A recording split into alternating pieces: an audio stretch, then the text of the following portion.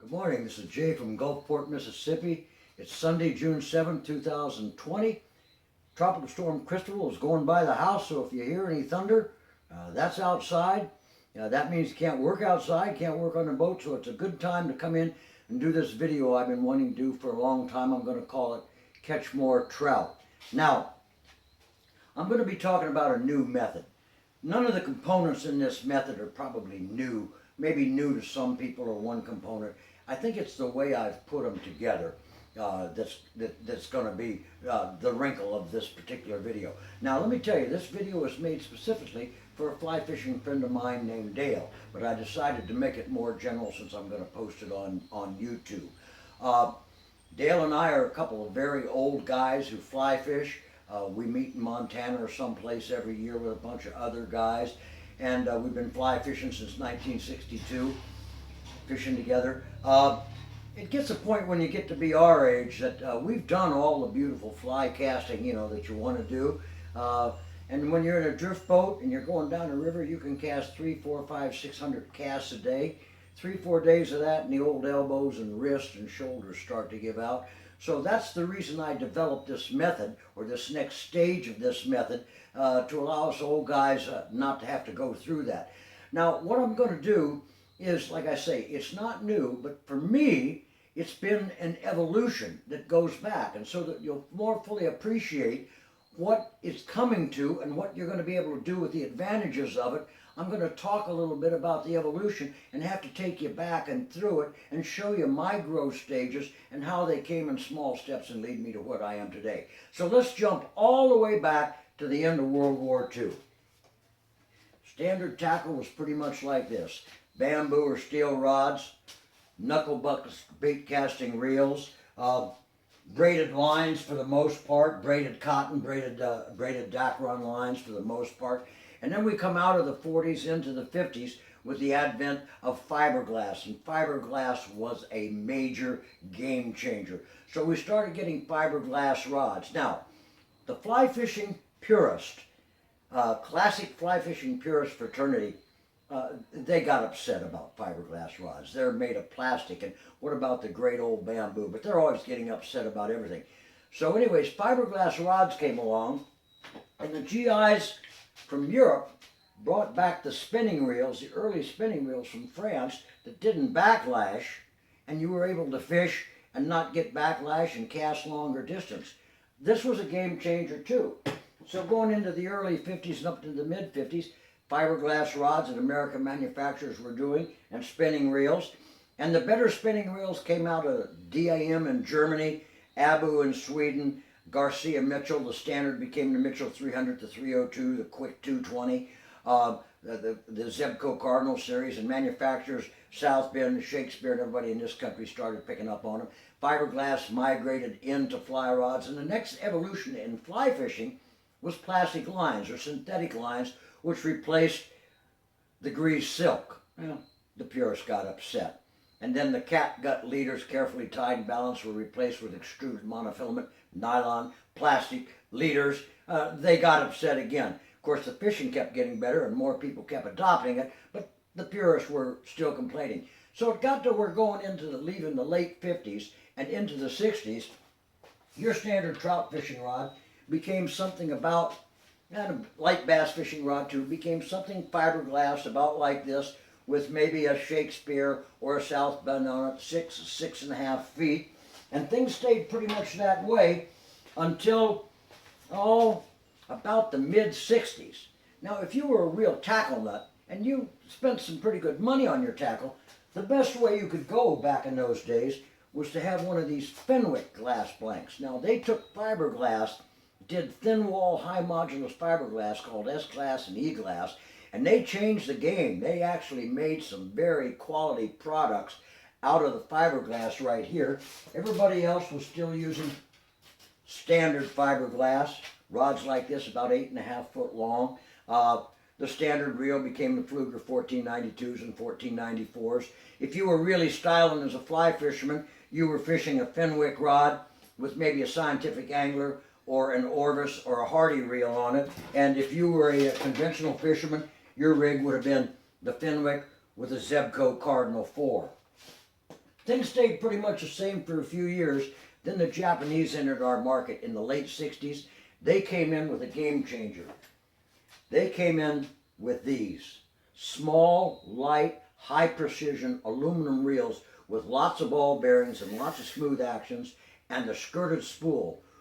Because the problem with the other reels was the line could get loose and get behind the spool and wrap around the shaft.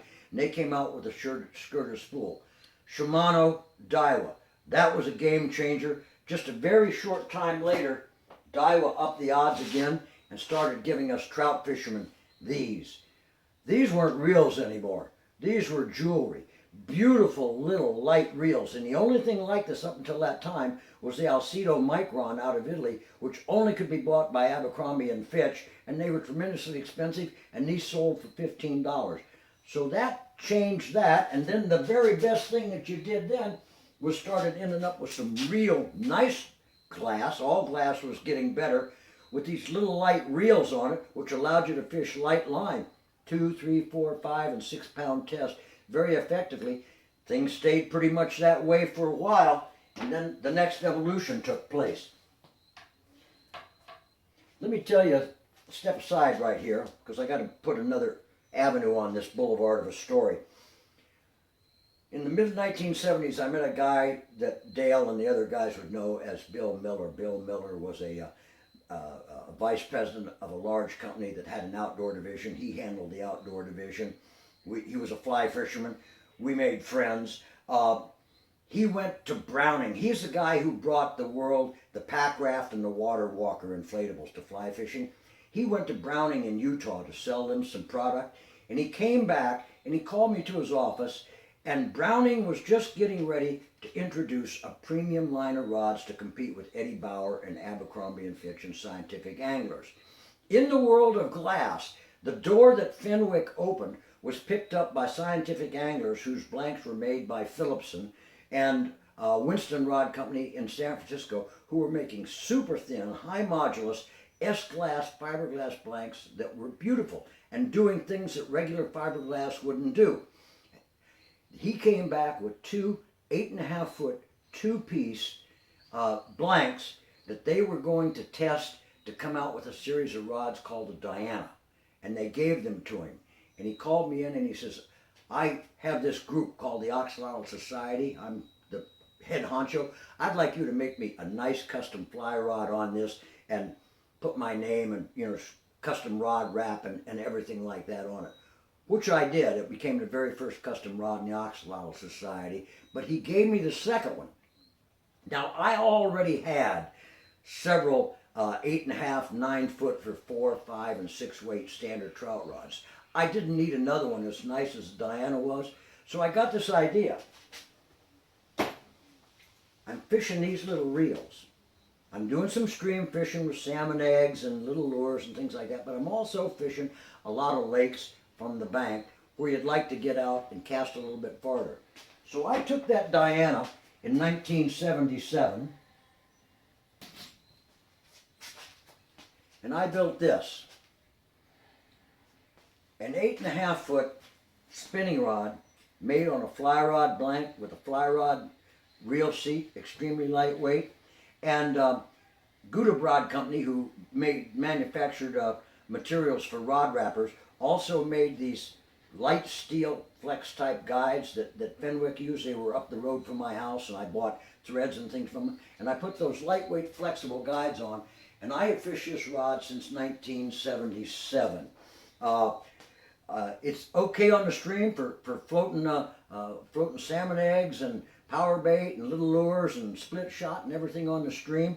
But when I combined it with this little reel right here, and I went to a lake shore, I could put this out there about 2.5 times, 3 times farther than I could and all my buddies were doing right there. So we started fishing instead of the shallow banks right along the shore of lakes. We could get out far enough to get over the drop-offs and the edges into that deeper water and started catching more and larger trout.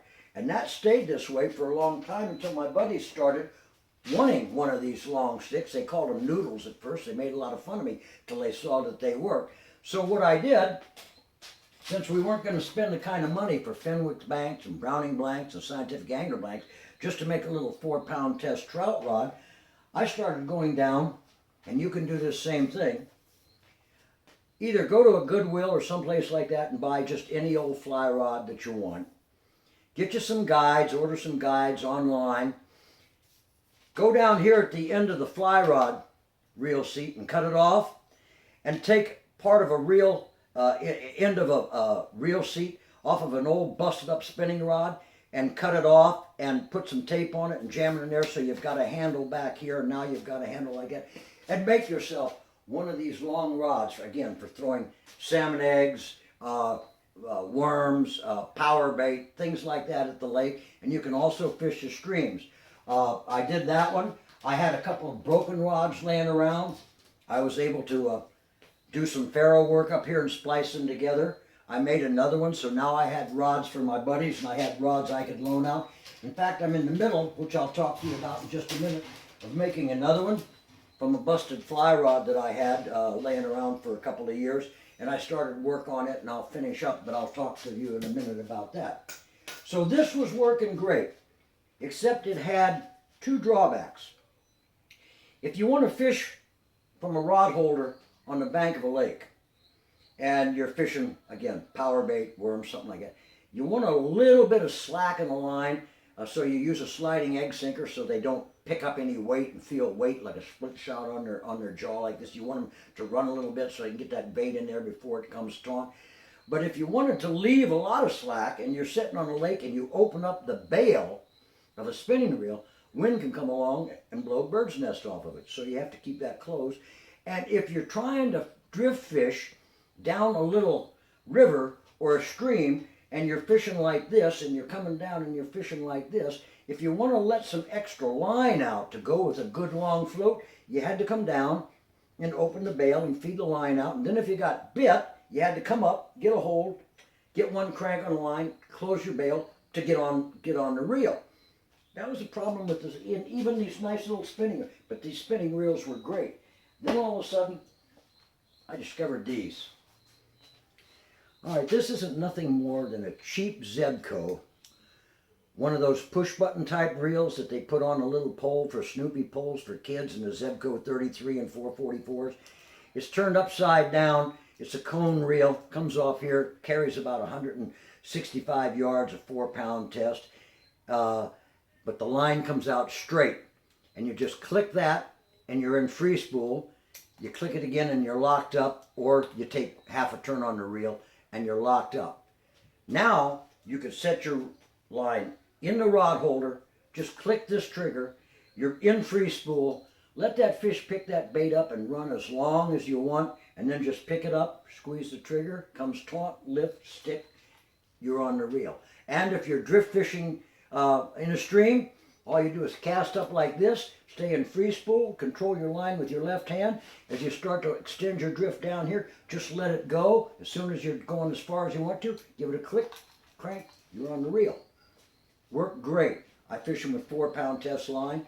Caught some pretty big fish on these, on those long rods. I caught some pretty good sized fish. Drawback, they were cheaply made. Again, they were meant to be a kid's reel.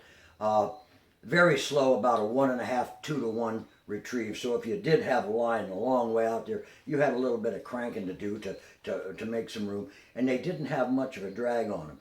But they were sure good for trout fishing for what you wanted to do. Now, the only thing that you could wish about this was, gee, wouldn't it be nice if someone took this seriously and made a really nice one?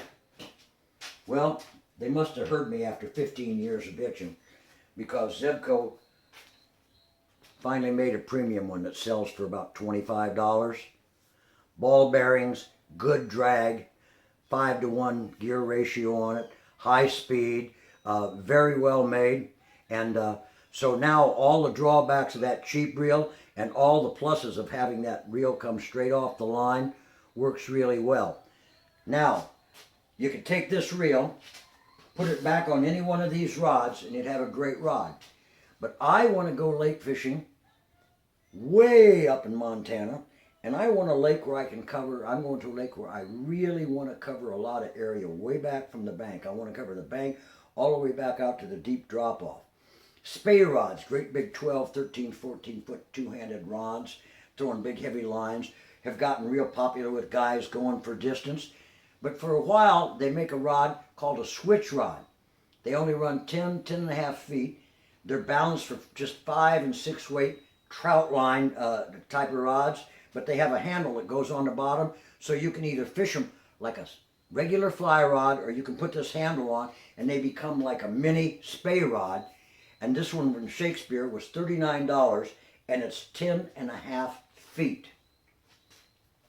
Imagine putting that on there with just 2 split shot. If I wanted to fish bait, I could reach 100 yards with this thing, because I've already taken it out down to the lake, and I've tested it. So I got this super long rod that cost me $39, and I've got this reel, and I've got a rod that'll do anything. Now let me tell you how I plan to use this rod, not so much for bait fishing, but use this reel.